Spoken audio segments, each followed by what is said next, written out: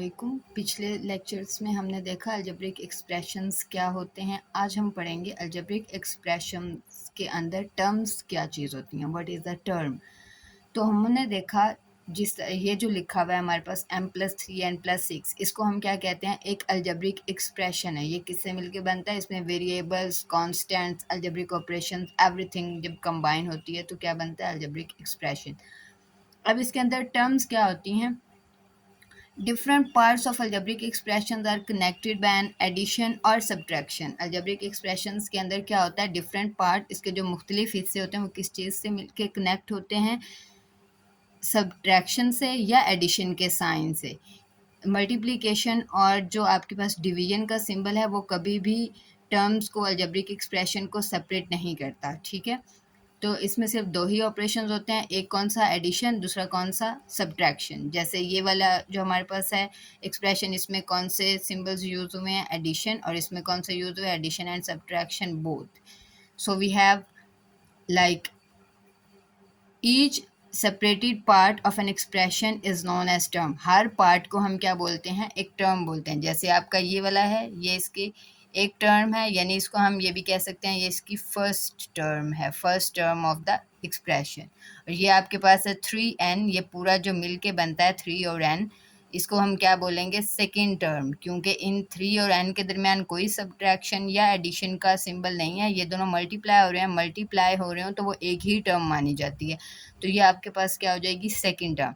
And what is this, this is a third term of the expression. तो ये आपके expression में कितनी टर्म्स हैं, टोटल टर्म्स कितनी हैं, 3 टर्म्स हैं,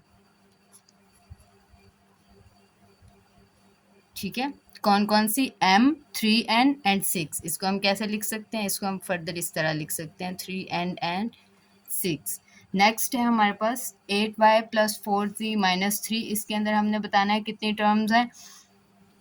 तो हरियप, ये आपके पास फर्स्ट टर्म है, इसको हम क्या बोलेंगे, फर्स्ट टर्म। दरम्यान में एडिशन आ गया तो इसका क्या मतलब है, ये हमारे पास नेक्स्ट टर्म है, इसको क्या बोलेंगे हम, सेकेंड टर्म। ये फिर सब्ट्रैक्शन का सिंबल आ गया, ये नेक्स्ट हमारे पास क्या है, थर्ड टर्म है। इसकी भी कितनी टोटल टर्म्स हैं जी, टोटल टर्म्स इसकी 3 हैं। कौन कौन सी, 8y, 4z and 3। Okay. Next हमारे पास ये वाली जो एक्सप्रेशन है, इसकी टोटल टर्म्स भी आप लोग निकाल के बताएंगे और कौन कौन सी हैं वो भी आप लोग खुद लिखेंगे। नेक्स्ट हमारे पास है like terms and unlike terms. अब आपको स्क्रीन पे नज़र आ रही होंगी चूड़ियाँ, इयररिंग्स एंड रिंग्स। आप सोच रहे होंगे इसका मैथमेटिक्स से क्या ताल्लुक़ है। बिल्कुल ताल्लुक़ है, ताल्लुक़ क्यों नहीं है। होता क्या है, लाइक टर्म्स क्या होती हैं और अनलाइक टर्म्स क्या होती हैं। और इधर मैंने बॉयज़ के लिए लिखा है कार, मोटरसाइकिल और ट्रैक्टर, क्योंकि मेरे पास थे नहीं, I am sorry, car, motor bike and tractors नहीं थे तो मुझे ड्रॉ करना पड़ा। ड्राइंग भी बस ऐसे ही है, you just wait and watch. Okay, अब क्या हम कह सकते हैं कि ये मेरे पास जो तीनों चीज़ें पड़ी हैं, ये 3 चूड़ियाँ हैं। क्या हम ये कह सकते हैं, वी हैव 3 बैंगल्स और वी हैव 3 इयररिंग्स और we have 3 rings. No, we can not say that, क्योंकि ये तीनों अलग अलग चीज़ें। हम कहेंगे हमारे पास क्या है, एक चूड़ी है, एक हमारे पास इयर रिंग है एंड एक हमारे पास क्या है, रिंग है। ये तीनों अलग अलग चीज़ें हैं, तो ये तीनों क्या हैं, अनलाइक टर्म्स हैं, ठीक है। लेकिन अगर मेरे पास एक और चूड़ी हो, ठीक है, अब ये दोनों बैंगल्स क्या हो गई हैं, आपस में लाइक टर्म्स हैं। अब हम क्या कह सकते हैं कि हमारे पास 2 बैंगल्स हैं, इसी तरह हमारे पास 2 इयर रिंग्स हैं, ठीक है, एंड 2 रिंग्स हैं। यानी कि रिंग और रिंग आपस में लाइक टर्म्स हैं, इयररिंग्स और इयररिंग्स आपस में लाइक टर्म्स हैं, और बैंगल्स आपस में लाइक टर्म्स हैं। और all of them collectively are unlike terms. हम कभी भी ये नहीं कह सकते कि हमारे पास 6 बैंगल्स पड़ी हैं इधर स्क्रीन पे, हम नहीं ना कह सकते।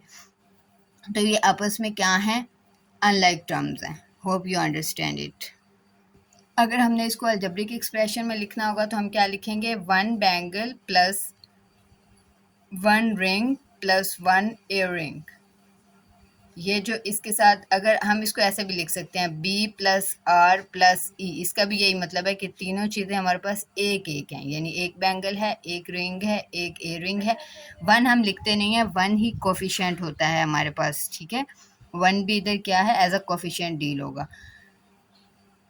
जैसे मैंने एग्जांपल दी, अगर हमारे पास एक बैंगल और आ जाए, एक रिंग और आ जाए और एक ए रिंग और आ जाए। अब हमने यहाँ से देखना है कि हमारे पास लाइक टर्म्स कौन कौन सी हैं। जी, you can clearly see that bangle और बैंगल लाइक टर्म है, तो हम इसको कैसे सॉल्व करेंगे? बैंगल को बैंगल में प्लस करेंगे, ठीक है।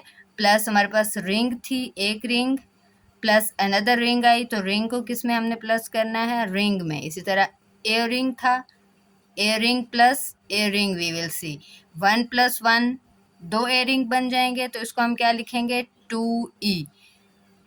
और ये क्या बन जाएगा हमारे पास? 2r, यानी कि 2 रिंग्स। और ये क्या बन जाएगा? 2 बैंगल्स। ओके, हाँ जी। फॉर बॉयज़, अगर हमारे पास एक कार, एक मोटरसाइकिल और एक ट्रैक्टर पहले से खड़ा था, ये तीनों चीज़ें और आ जाती हैं। एक कार और आ जाती है, एक मोटरसाइकिल और आ जाता है और एक ट्रैक्टर भी और आ जाता है, ठीक है।